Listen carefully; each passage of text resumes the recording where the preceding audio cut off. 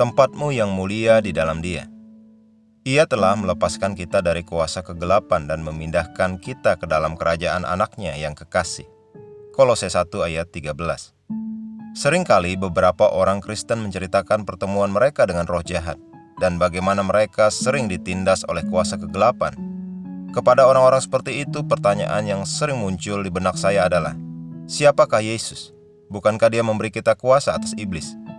Alkitab berkata bahwa kita telah dibebaskan, dipindahkan dan dialihkan dari wilayah kekuasaan kegelapan ke dalam kerajaan anak Allah yang kekasih.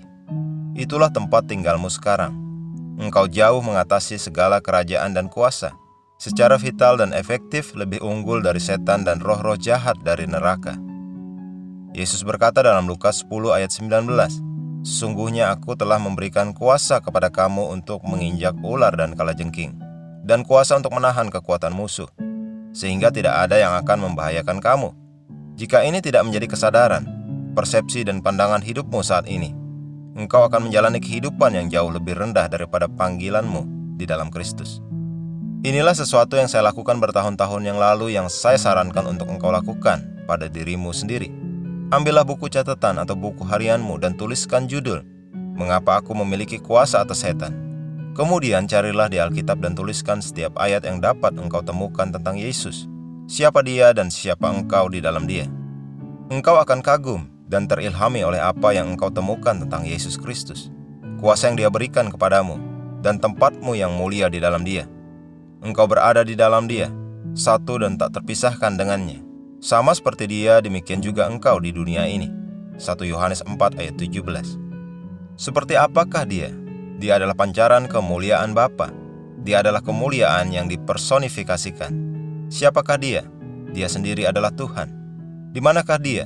Dia berada di tempat kehormatan tertinggi dan otoritas tertinggi di alam surga. Jauh lebih tinggi dari segala pemerintah dan penguasa dan kekuasaan dan kerajaan dan tiap-tiap nama yang dapat disebut. Bukan hanya di dunia ini saja, melainkan juga di dunia yang akan datang. Efesus 1 ayat 21. Bagian yang paling menawan dari semua itu adalah bahwa engkau berada di dalam Dia, memerintah bersama Dia dalam kemuliaan dan keagungan, jauh mengatasi setiap penguasa, otoritas, pemerintahan dan wilayah kekuasaan yang ada. Terpujilah Tuhan. Mari kita mengucapkan pengakuan. Aku tinggal di kerajaan anak Allah yang kekasih. Itulah alam tempat aku dilahirkan. Alam kemuliaan, melampaui ruang dan waktu. Alam keajaiban. Aku menolak untuk merendahkan diri ke tingkat kehidupan atau penalaran duniawi. Aku berkuasa mengatasi setan dan keadaan, mendominasi dunia fisik ini dengan prinsip-prinsip kerajaan surgawi. Haleluya.